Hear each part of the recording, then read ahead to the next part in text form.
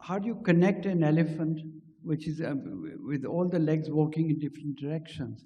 So if I was to do this book, if it was not an autobiography, I would have called the book Ankush.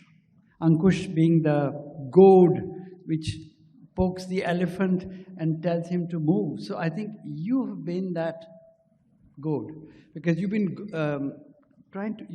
trying very hard to connect the dots, because there are so many ministries. But what's stopping the elephant from moving?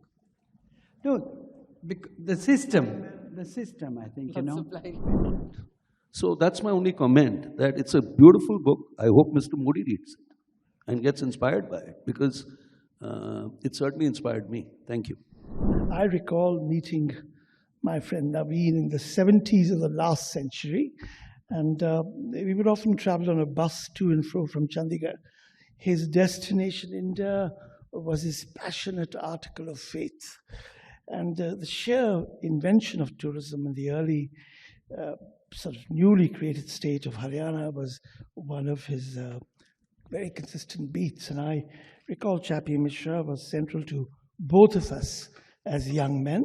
And Navin got to write plenty about the many birds perched on state highways as tourist complexes, out of creating the highways, in fact, but also going into pagdandis, which bought out things from the villages, bought out places which nobody would have gone to. They didn't know they existed. Roads went to that area principally because of what Chappie had in mind to create that network.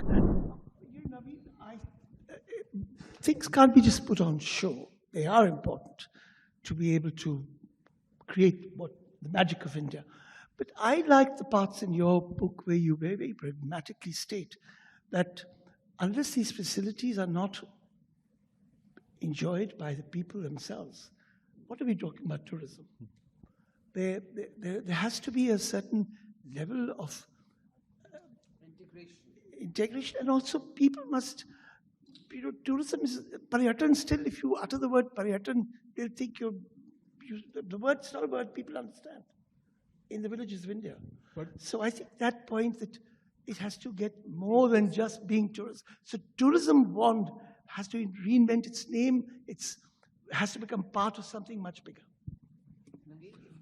Maybe we can get everybody to quickly. Aman, you want to take that? Yeah, I want to say that the book should also be read because it is the collective memory of tourism in India, post-independence almost. What not to do, because if you read between the lines, you say, okay, they were fantastic people, some of whom are here.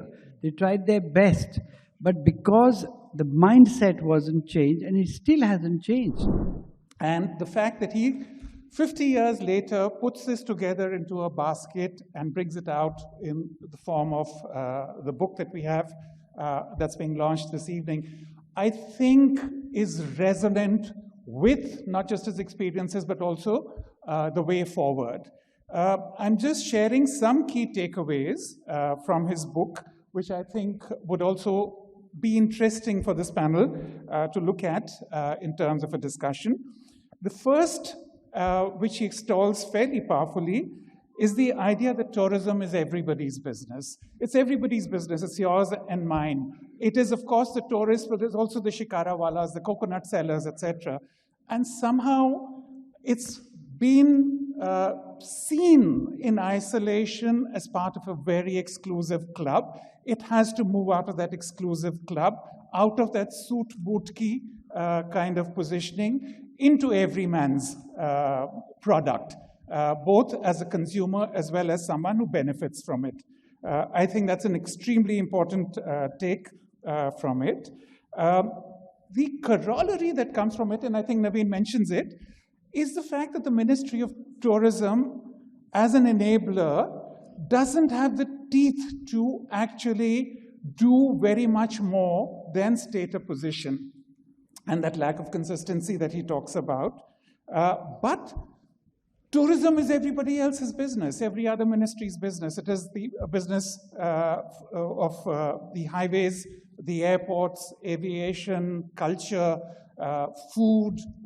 It belongs to the shopping malls, civic amenities, etc.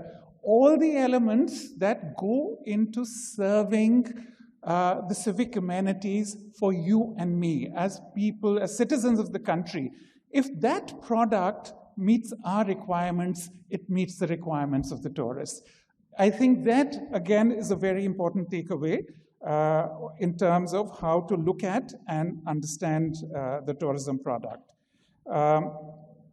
These civic amenities, of course, include everything from better cities, cleanliness, hygiene, safety, security, transportation, signages, electricity, toilets, drinking water, food stalls, friendly police.